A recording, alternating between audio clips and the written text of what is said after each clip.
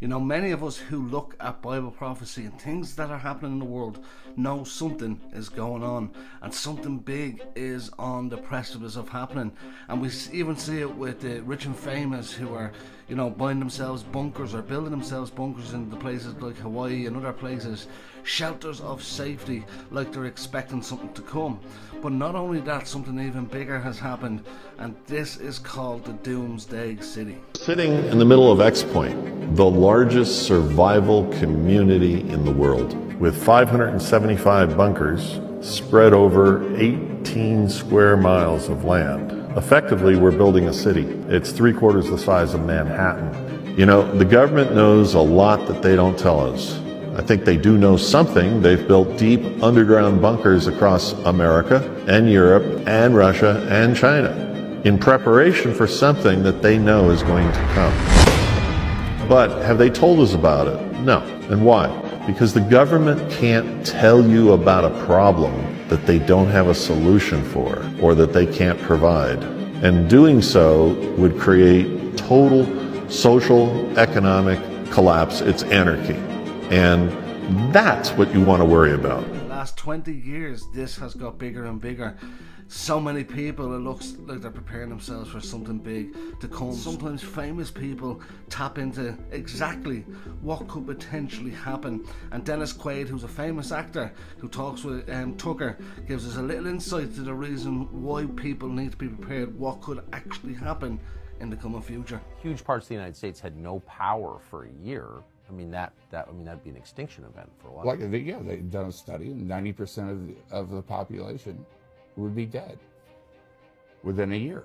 So do you think when it's magnified EMP attacks would take out a lot? I mean, like most civilian power plants? Yeah, just one, what they call a super EMP, and that has to do with the altitude where it is exploded. You know, from the center of that covers a certain area, whereas if you were lower down, you would only be able to cover that much area. Yes. Because it spreads out in a circle.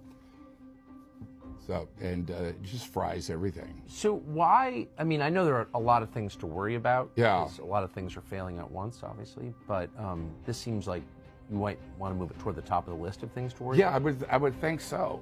I really would think so, but it's, and indeed the Russians and the Chinese have done so much more to harden and to protect their infrastructure than we have.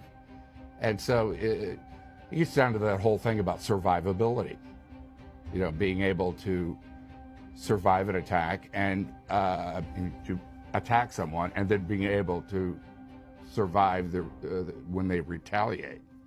And they've got that going for them.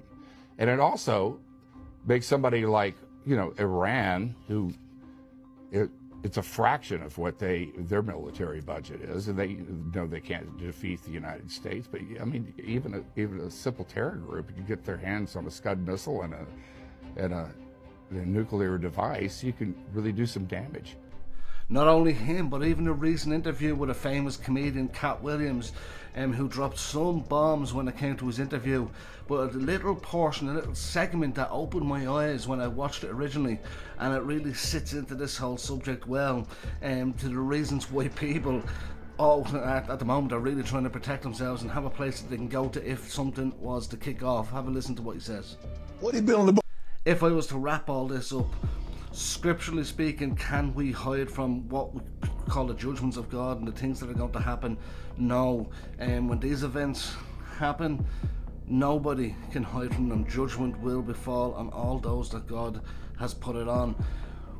But as we get closer and draw closer, I truly believe, before, you know, some people will think different, but before the rapture happens, I believe certain things could happen, and I believe we need to be prepared both physically and spiritually for the things that may occur. And I believe 2024 is going to be a significant year.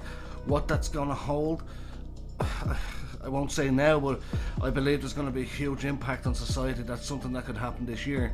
But on the upside, to all those that have even watched this far who do not know Jesus Christ, know that he can be found today. Because at the end of the day, this whole thing is about him.